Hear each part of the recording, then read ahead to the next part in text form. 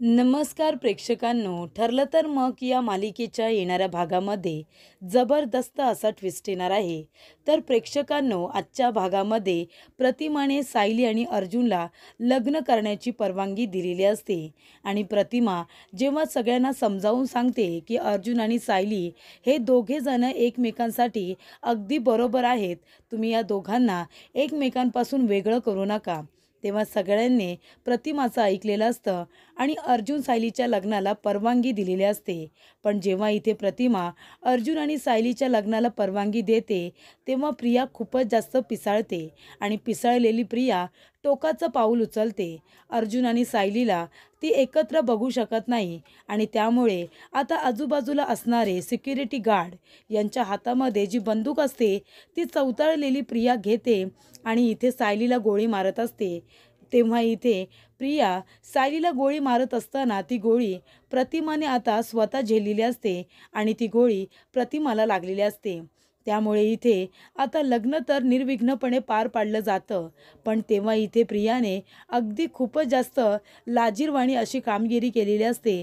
तिने रागाच्या भरामध्ये आता सायलीला गोळी मारताना आपल्या खोट्या खोट्या आईलाच गोळी मारलेली असते. त्यामुळे इथे आता सुभेदार आणि किल्लेदार सगळेजण खूपच जास्त प्रियावरती रागवलेले असतात आणि त्यामुळे इथे रविराज काकांनी सगळ्यांसमोर प्रियाचं थोबाड फोडलेलं असतं. तर प्रेक्षकांनो, अचानकपणे असं काय घडतं की इथे अर्जुन आणि प्रियाचं ठरलेलं लग्न मोडत प्रतिमाने अर्जुन आणि सायलीच्या लग्नाला कशा पद्धतीने इथे परवानगी दिलेली असते आणि जेव्हा त्यांचं लग्न होतं तेव्हा पिसाळलेली प्रिया कशा पद्धतीने गोळी मारते, आजच्या भागामध्ये सविस्तरपणे आपण बघूया. तर इथे प्रेक्षकांनो, अर्जुन आणि सायली हे दोघे जण एकमेकांना अजूनही भेटलेले नसतात, पण तरीसुद्धा अर्जुन पूर्णाजीला दिलेलं वचन पूर्ण करत असतो. आपल्या मनाविरुद्ध प्रियाबरोबर लग्न करण्याचा त्याने निर्णय घेतलेला असतो.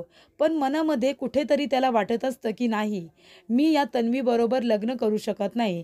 माझी बायको सायली आहे आणि माझं लग्न सायलीबरोबरच व्हायला पाहिजे. तेव्हा इथे सायलीने तर विडा उचललेला असतो की काहीही झालं तरीसुद्धा लग्न तर माझं आणि अर्जुन सरांचंच होणार. ही प्रिया आम्हाला दोघांना एकमेकांपासून कधीच वेगळं करू शकत नाही, असं सायली वारंवार म्हणत असते. आणि म्हणूनच प्रेक्षकांनो, सायली फक्त बोलत नसते तर तिने करून दाखवलेलं असतं. तिने लग्नाचे विधी अगदी व्यवस्थितरित्या सगळे पार पाडलेले असतात. त्याच्यानंतरला इथे फायनली लग्नाचा दिवस आलेला असतो आणि प्रियाने साक्षीच्या बंगल्यावरती इथे लग्नाची संपूर्ण तयारी केलेली असते. साक्षीच्या फार्म हाऊसवरती सगळे सुभेदार, किल्लेदार आणि पाहुणे रावणे आता आलेले असतात. तिथे साक्षीने जय्यत तयारी करून घेतलेली असते आणि इथे प्रियाने आता काही करून सायलीने लग्नामध्ये सामील व्हायला नको आणि ते लग्न मोडायला नको, यासाठी एकदम टाईट सिक्युरिटी करून ठेवलेली असते, जेणेकरून सायली त्या घरामध्ये घुसू नये. त्या बंगल्यामध्ये येऊन जर तिने माझं आणि अर्जुनचं लग्न मोडलं तर, ही भीती प्रियाच्या मनामध्ये असते. त्यानंतर प्रेक्षकांनो, इथे अर्जुन आता नवरदेव म्हणून तयार झालेला असतो. पण त्याच्या चेहऱ्यावरती अजिबात हसू नसतं, कारण हे लग्न तो आपल्या मनाविरुद्ध करत असतो. पूर्णाजीला दिलेलं वचन पूर्ण करण्यासाठी तो प्रियाबरोबर लग्न करत असतो. पण इथे सायलीने ठरवलेलं असतं की काहीही झालं तरीसुद्धा प्रियाला मी अर्जुन सरांच्या आयुष्यामध्ये अजिबात घुसू देणार नाही. त्यांचं आयुष्य तर ती उद्ध्वस्त करून ठेवेलच, पण माझं कुटुंबसुद्धा ती उद्ध्वस्त करेल आणि मला तेच नको आहे. तिच्या जागी जर दुसरी कुठली मुलगी असती तर कदाचित तिचं लग्न मोडताना मला वाईट वाटलं असतं. पण या प्रियाने जर माझं लग्न मोडण्याचा घाट घातलेला आहे तर मी तिची अजिबात इथे आता हयगय करणार नाही. तिलासुद्धा तिच्या भाषेत ह्या वेळेला मी उत्तर देणार. तिला अजिबात मी वरचढ ठरवू देणार नाही आहे, असं सायलीने ठरवलेलं असतं आणि तिने आता पूर्ण अर्जुनबरोबर लग्नाची तयारी केलेली असते. तेव्हा इकडे जेव्हा आता प्रतिमा येते आणि म्हणत असते, अर्जुन अरे तू तयार झालायस ना? तेव्हा अर्जुन म्हणतो, हो प्रतिमा आत्या, मी तयार झालो आहे. तेव्हा प्रतिमा म्हणते, अरे तू तयार झालायस, पण तुझं मन तयार झालंय का? तू मनापासून तन्वीबरोबर लग्नाला होकार दिलायस ना? तेव्हा अर्जुन म्हणतो की कधी कधी काही गोष्टी आपल्या मनासारख्या घडत नाहीत, पण आपल्या कुटुंबाला त्यामुळे आनंद मिळणार असतो. मग कधी कधी आपण आपल्या कुटुंबासाठी गोष्टी करत असतो, जरी त्या आपल्या मनाविरुद्ध घडत असल्या तरीसुद्धा. पूर्णाजीला खूप आनंद होईल जर मी तन्वीबरोबर लग्न केलं तर. तू काळजी करू नको आत्या, मी तुझ्या मुलीबरोबर लग्न करणार आहे. तेव्हा प्रतिमा म्हणते, अजूनही वेळ गेलेली नाही आहे. तुला जर तिच्याबरोबर लग्न करायचं नसेल तर कुणीही तुला जबरदस्ती करणार नाही. मी तुझ्याबरोबर आहे. चल आपण आत्ताच खाली जाऊया. मी सगळ्यांना सांगते की अर्जुनला कुणीही जबरदस्ती करणार नाही. त्याच्या मनामध्ये फक्त सायली आहे आणि त्याला सायलीबरोबरच लग्न करायचं आहे. तेव्हा अर्जुन म्हणतो, नाही नको. पूर्णाजीच्या समोर आता मला कुठलाही नवीन तमाशा नको आहे. तिची इच्छा आहे की प्रियाबरोबर माझं लग्न व्हावं, तर मी हे लग्न करणारच. तेव्हा इकडे प्रतिमा म्हणत असते की तू म्हणशील तसं, पण जर तुझ्या मनाविरुद्ध हे सगळं घडतंय तर मी तुला एवढंच सांगेन की तू हे लग्न करू नकोस. त्यानंतर प्रेक्षकांनो, इथे अर्जुनच्या ड्रेसवरती आता मॅच होईल अशी सायलीची ओढणी प्रतिमाने काढलेली असते आणि ती ओढणी ती काढते आणि म्हणत असते की अर्जुन, अरे तुझ्या ड्रेसवरती ही ओढणी खूपच मॅच करते आणि मला माहिती आहे ही ओढणी कुणाची आहे, सायलीची आहे ना. हिला मायेची ऊब आहे, त्याच्यामुळे ही ओढणी तू तुझ्याजवळ ठेव.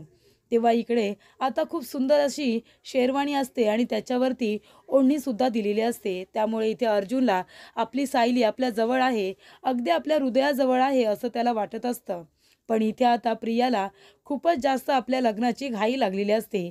ती म्हणत असते की चला लवकरात लवकर एकदाचं लग्न होऊ दे. माझ्या गळ्यामध्ये अर्जुनने त्याच्या नावाचं मंगळसूत्र घालू दे, सप्तपदी होऊ दे आणि मग ती सायली आली तरीसुद्धा चालेल. तेव्हा इकडे आता प्रिया खूपच जास्त एका बाजूला एक्सायटेड असते, तर इथे अर्जुन एकदमच नाराज असतो. त्यानंतरला सगळेजण मंडपामध्ये जमलेले असतात. सायलीला आता आतमध्ये येण्याचा पर्याय नसतो, कारण सिक्युरिटी एकदम टाईट करून ठेवलेली असते आणि त्याच्यामध्ये प्रत्येक सिक्युरिटी गार्डकडे सायलीचा फोटो असतो, जेणेकरून जर सायली कुणाला दिसली तर लगेच तिला बाहेर काढलं जाईल, नाहीतर तिला मारलं जाईल असं प्रियाने सांगून ठेवलेलं असतं. त्यानंतरला इकडे आता बँडवाले लग्नासाठी आतमध्ये जात असतात. सायली म्हणत असते, कुसुमताई अगं मी काय करू, आता आतमध्ये कशी जाऊ. बघ ना, ह्या प्रियाने अख्ख्या फार्म हाऊसच्या भोवती इकडे सगळे सिक्युरिटी लावून ठेवलेले आहेत. मला प्रत्येकजण ओळखेल गं, मी आता आतमध्ये कशी काय जाऊ. तेव्हा सायली आता आतमध्ये जात असते, पण कशी, तर बँडवाल्यांची एंट्री आता आतमध्ये होत असते. तेव्हा इकडे सायलीने बँडवाल्यांचे कपडे घातलेले असतात. ती एका काकांना रिक्वेस्ट करते आणि म्हणते तुमचा ड्रेस फक्त मला द्या, आणि ती त्या काकांचा ड्रेस घालते आणि टोपी वगैरे घालून आता बँडवाल्यांच्या गर्दीमध्ये ती सुद्धा उभी राहते आणि लगेचच त्यांच्याबरोबर आतमध्ये जाते.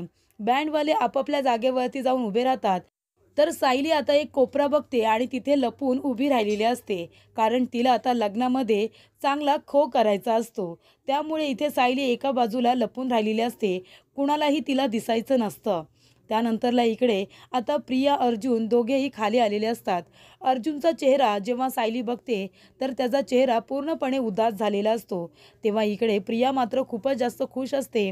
तेव्हा सायली म्हणत असते की अर्जुन सर, मला माहिती आहे तुम्हाला हे लग्न करायचं नाही आहे, तुम्ही मनाविरुद्ध लग्न करताय, तुमचं फक्त माझ्यावरती प्रेम आहे आणि ते तुमच्याकडे बघून दिसतंय. पण तुम्ही काळजी करू नका, तुमची सायली आहे ना, मी हे लग्न तुम्हाला करूच देणार नाही आहे, तुमची बायको मीच राहणार आहे. त्यानंतरला इकडे आता प्रिया आणि अर्जुनच्या लग्नाचे विधी सुरू होतात. एक एक विधी आता पूर्ण होत असतो. तेव्हा इकडे प्रियाने अर्जुनच्या हाताला हात लावल्यानंतर अर्जुन लगेचच तिचा हात बाजूला करतो. त्यानंतरला इकडे सगळेजण त्याच्याकडेच बघत असतात.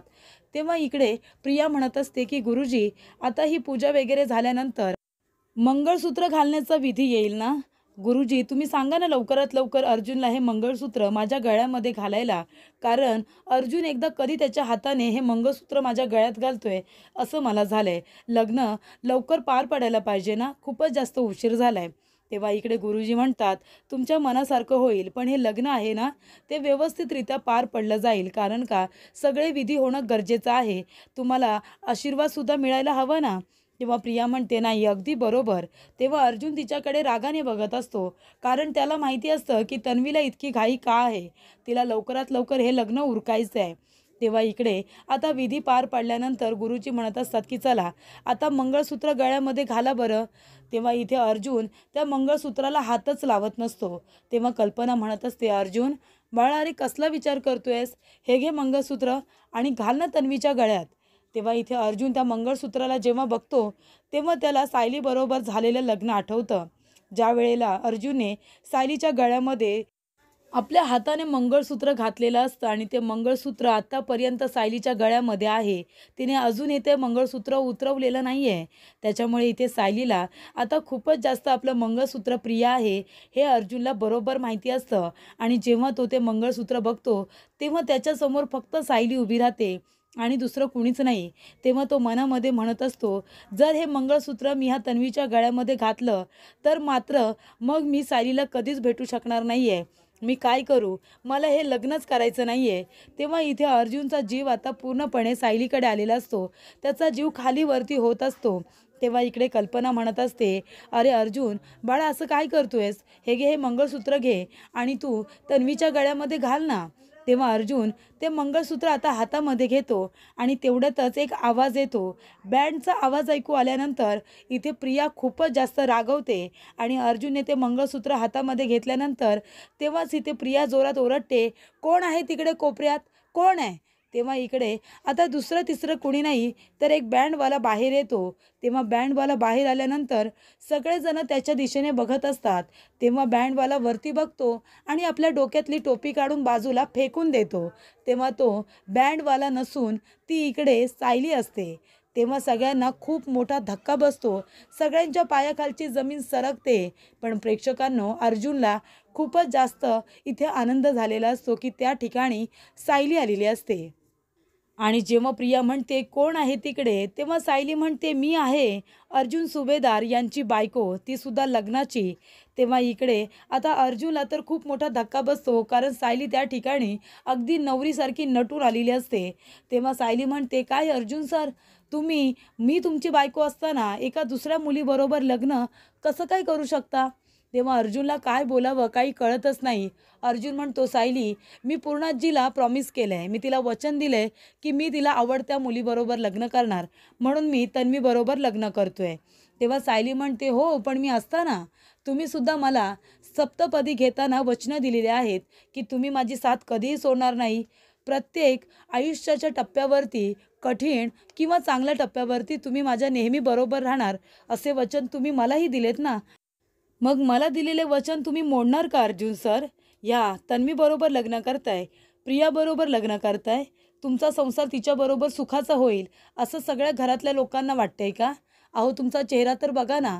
जेव्हा आपण दोघांनी कॉन्ट्रॅक्ट मॅरेज केलं होतं तेव्हाही तुमचा चेहरा इतका उतरला नव्हता, तेवढा आता उतरला आहे. आणि आता तर काय, आपण दोघेजण एकमेकांवरती कितीतरी प्रेम करतोय. मग तुम्ही खरंच या तन्वीबरोबर लग्न कराल का? का तुमच्या चेहऱ्याकडे बघून घरातल्या कुठल्याच लोकांना तुमच्या मनात काय चाललंय ते कळलं नाही? पूर्णाजी, आई, त्याचबरोबर बाबा, अश्विन भाऊजी, अस्मिताताई, अहो तुम्ही सगळेजण यांचे कुटुंब आहात ना. मग अर्जुन सरांचा चेहरा बघून तुम्हाला त्यांच्या मनात काय चाललंय ते कळलं नाही? अहो त्यांना आनंदच जर होत नाही आहे हे लग्न करण्यासाठी, तुम्हाला दिसत नाही आहे का ते किती जबरदस्तीने हे लग्न करतायत? फक्त पूर्णाजीला वचन दिलं आहे ते पूर्ण करण्यासाठी ते एका अशा मुलीबरोबर लग्न करतायत. त्या मुलीवरती त्यांचं प्रेम काय, ती समोरसुद्धा उभी राहिली तर त्यांना राग येतो. तेव्हा इकडे आता अर्जुन गप्पच बसलेला असतो. तो सायलीला बघूनच रडायला लागतो. तेव्हा इकडे सायली म्हणत असते, पूर्णाजी तुमच्या नातवाचं माझ्यावरती प्रेम आहे, तरीसुद्धा तुम्हाला दिलेलं वचन पूर्ण करण्यासाठी ते त्यांना न आवडणाऱ्या मुलीबरोबर लग्न करतायत. मग तुम्ही तुमच्या नातवाचं मन का जाणून घेतलं नाही? त्यांना काय हवं हे तुम्ही त्यांना का विचारलं नाही? तुम्ही सगळेजण आनंदी आहात फक्त त्यांना सोडून. ज्यांच्यासाठी एवढा मोठा घाट घातलाय तेच आनंदी नाही आहेत हे तुम्हाला नाही दिसत आहे का? तेव्हा इकडे आता सायली म्हणत असते आणि तुम्हाला सगळ्यांना एक गोष्ट सांगायची आहे. माझं आणि अर्जुन सरांचं त्यावेळेला परिस्थितीनुसार जरी कॉन्ट्रॅक्ट मॅरेज झालं असेल, मलासुद्धा गरज होती, अर्जुन सरांनासुद्धा गरज होती, कारण त्यावेळेलासुद्धा तुम्ही सगळ्यांनी त्यांना जबरदस्ती केली होती प्रियाबरोबर लग्न करण्यासाठी आणि त्यावेळेलासुद्धा त्यांनी नकारच दिला होता आणि तिच्याबरोबर लग्न होऊ नये म्हणून त्यांनी माझ्याबरोबर कॉन्ट्रॅक्ट मॅरेज केलं होतं. तरीसुद्धा तुम्ही सगळ्यांनी पुन्हा त्याच मुलीबरोबर लग्न करण्यासाठी त्यांना इथे इमोशनल ब्लॅकमेल केलं, त्यांच्याकडून वचन घेतलं आणि सगळे आनंदी आहात फक्त त्यांना सोडून आणि अशा मुलीबरोबर त्यांचं लग्न ठरवलंय जी मुलगी त्यांना अजिबात आवडत नाही. तेव्हा इथे आता सायली म्हणत असते, त्यानंतर मी अर्जुन सरांच्या कधी प्रेमात पडले मला कळलंच नाही. मला हे त्यांचं कुटुंब मला माझं कुटुंब वाटायला लागलं. आई मला माझ्या आई वाटायला लागल्या. बाबा माझे मला बाबा वाटायला लागले. पूर्णाजीच्या रूपामध्ये मला आजी मिळाली. अश्विन भाऊजींच्या रूपामध्ये मला माझे भाऊ मिळाले. अस्मिताताईंच्या रूपामध्ये मला बहीण मिळाली. मला सख्खे आईवडील मिळाल्यासारखं वाटलं होतं. आणि मग मी तुमच्या सगळ्यांची लाडकी झाले होते. मी लाडकी सून, एक लाडकी मुलगी झाले होते, एक लाडकी बहीण झाले होते. पण नंतरला अचानक प्रियामार्फत तुम्हाला कळतं की आमचं लग्न हे कॉन्ट्रॅक्ट मॅरेज आहे. ज्या दिवशी तुम्हाला ती गोष्ट कळली त्या दिवशी आमच्या लग्नाची ॲनिव्हर्सरी होती आणि तीच सेलिब्रेट करण्यासाठी आम्ही दोघेजण एका कॅफेमध्ये भेटलो होतो. आणि त्याच वेळेला आम्ही दोघेजण एकमेकांच्या मनातल्या भावना एकमेकांना सांगणार होतो. पण त्याच वेळेला आईंचा फोन आला. जेव्हा अर्जुन सर मला प्रपोज करणार होते त्यांनी माझ्यासाठी अंगठी आणली होती आणि मी सुद्धा पूर्ण तयारी केली होती त्यांना प्रपोज करण्यासाठी. तेव्हा इथे सायली म्हणत असते, खोटं वाटत असेल तरी माझी डायरी बघा. त्या डायरीमध्ये मी वेळ, काळ, तारीख सगळं काही लिहून ठेवलेलं आहे. तेव्हापासून मला अर्जुन सरांबद्दल काय वाटतं ते सगळं मी लिहून ठेवलं आहे. आणि अर्जुन सरांचं माझ्यावरती किती प्रेम आहे हे तुम्ही त्यांच्या वागण्या बोलण्यातून बघितलंच होतं. तेव्हा इथे सायली म्हणत असते की ज्या वेळेला ते मला प्रपोज करणार तेवढ्यातच आईंचा फोन आला. आम्ही घरी आलो आणि त्यावेळेला तुम्हाला आमच्या कॉन्ट्रॅक्ट मॅरेजचं सत्य कळलं होतं. आणि ती एक चूक माझी झाली की मी तुम्हाला सत्य सांगितलं नाही, म्हणून सगळ्यांनी माझ्यावरती इतके आरोप केले की माझा चांगुलपणा कुणाला दिसलाच नाही. फक्त माझी ती एक चूक दिसली की मी कॉन्ट्रॅक्ट मॅरेज केलं होतं. पण आमचं नातं त्या कॉन्ट्रॅक्टच्या पलीकडे कधीच गेलं होतं. आम्ही खरे नवरा बायको होतो कारण आमचं मंदिरामध्ये लग्न झालं होतं. पण त्याला मान न देता तुम्ही त्या कागदाच्या तुकड्याला इतका मान दिलात की मला घरातून हकलून दिलत.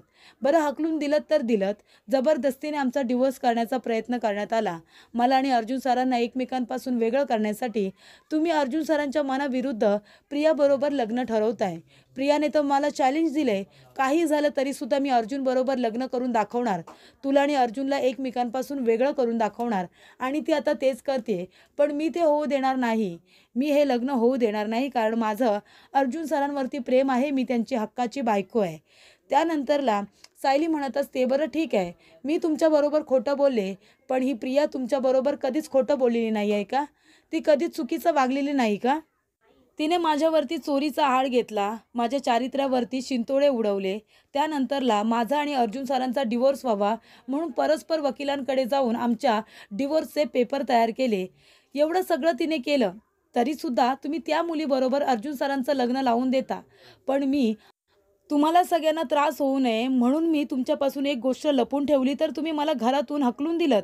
खोटारडी काय काय मला तुम्ही बोललात. आणि ते सुद्धा अर्जुन सरांच्या सांगण्यावरूनच मी गप्प बसले होते.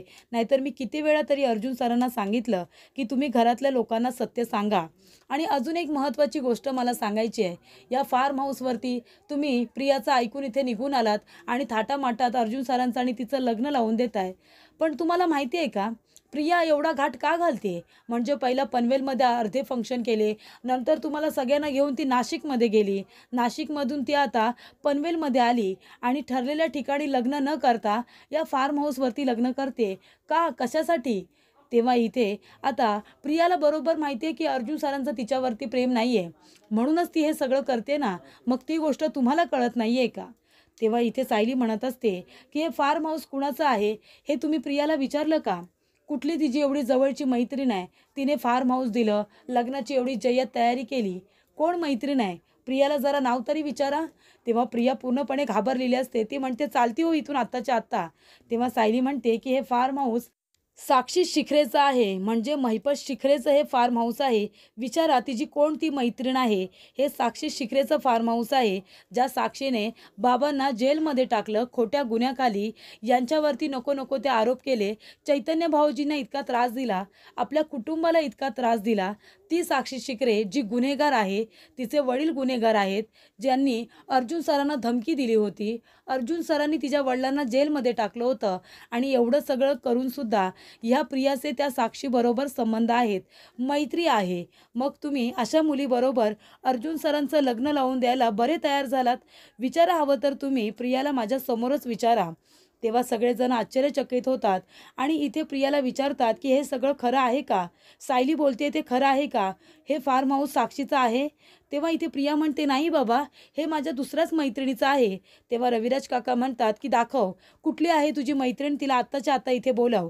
तेव्हा इथे प्रिया घाबरते आणि म्हणते, सायली, तुझी हिंमत कशी झाली हे सगळं बोलायची? तेव्हा सायली म्हणते, कोण मैत्रीण आहे ते सांग ना घरच्या लोकांना, नाहीतर बोलाव तिला इथे. कुठल्या मैत्रिणीने एवढा मोठा फार्म हाऊस दिलं आणि त्याचबरोबर सगळी तयारी करून दिली? मग प्रिया तुमच्याबरोबर खोटं नाही बोलली का, की फक्त मी खोटं बोलले ते चुकीचं? आणि जर प्रिया कितीही खोटं बोलली तरीसुद्धा तिला सगळं माफ, कारण ती तुमची नात आहे म्हणून का? मी तुमच्यासाठी काहीच केलं नाही का? मी आपलं समजून कधी तुमचा तिरस्कार केला, कधी वाईट साईड बोलले, कधी रागवले? मग दुसरी माझी काय चुकी होती? फक्त तुमच्या सगळ्यांचा विचार करून एक सत्य तुमच्यापासून लपवून ठेवलं आणि ते सुद्धा वेळ आल्यानंतर सांगणारच होतो, आणि त्यामुळे तुम्ही मला घरातून हकलून दिलंत.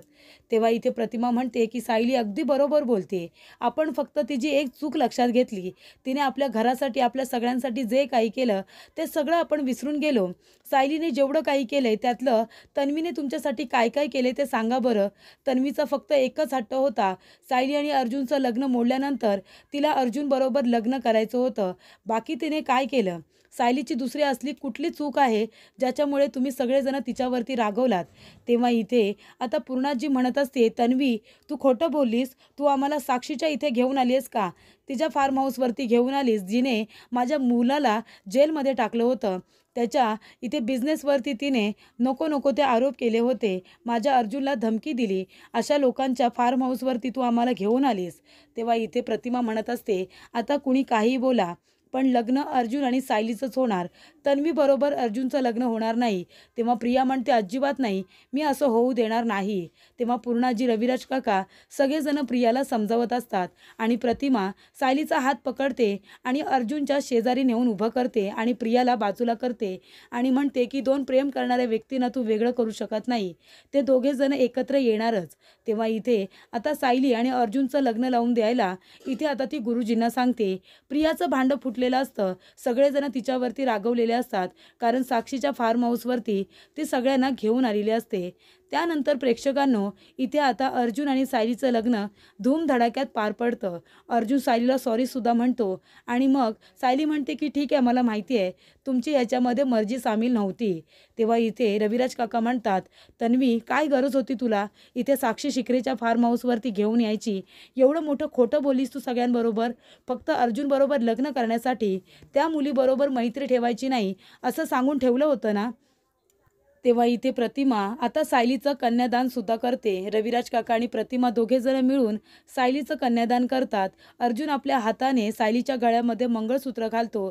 दोघेजण एकमेकांना हार घालतात आणि सायली अर्जुनचं लग्न धूमधडाक्यात पार पडलेलं असतं. तेव्हा इकडे आता प्रियाला खूपच जास्त राग येतो आणि तिला काही करून सायलीला मारून टाकायचं असतं. म्हणून ती जाते सिक्युरिटी गार्डकडे, जी बंदूक असते ती घेऊन येते आणि साक्षीला गोळी मारणार. तेवढ्यातच प्रतिमा मध्ये येते आणि प्रतिमा मध्ये आल्यानंतर ती गोळी आता सायलीला न लागता ती इथे प्रतिमाला लागलेली असते. तिला गोळी लागल्यानंतर प्रतिमा जमिनीवरती कोसळते. तोपर्यंत इथे अर्जुन आणि सायलीचं लग्न व्यवस्थितरित्या पार पडलेलं असतं. सप्तपदी झालेले असतात. मात्र इथे आता प्रतिमाला प्रियाने गोळी मारल्यानंतर सगळेजण खूपच जास्त टेन्शनमध्ये येतात. इथे अर्जुन आणि सायली धावत पळत प्रतिमाजवळ येतात. तेव्हा रविराज काका आता प्रियाच्या जोरदार कानाखाली देतात आणि म्हणतात, एवढी मोठी चूक केलीस तू. तेव्हा इथे पूर्णाजी म्हणते की ही तन्वी स्वभावाने अशी असेल मला माहिती नव्हतं, आणि ती मनापासून अर्जुन सायलीला आशीर्वाद सुद्धा देत असते.